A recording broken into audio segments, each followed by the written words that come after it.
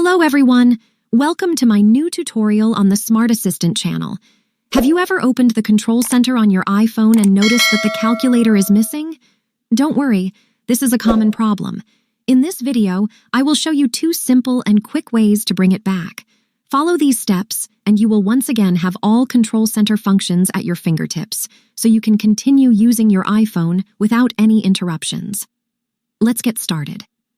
First, open Settings. Right after that, scroll down a bit and select the Control Center section.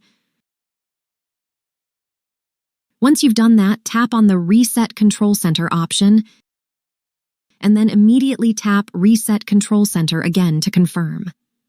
After that, the Control Center will be restored to its default settings, and all missing icons, including the calculator, will reappear.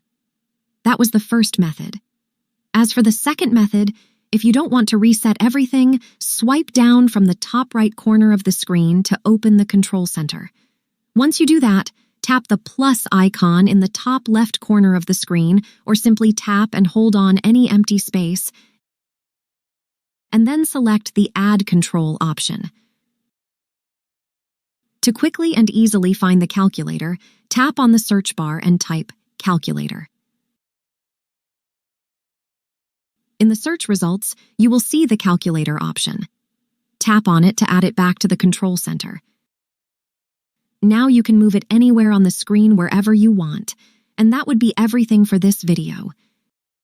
If you found it helpful, leave a like, share the video with your friends, and subscribe to my channel, Smart Assistant. Thank you so much for watching, and I'll see you very soon.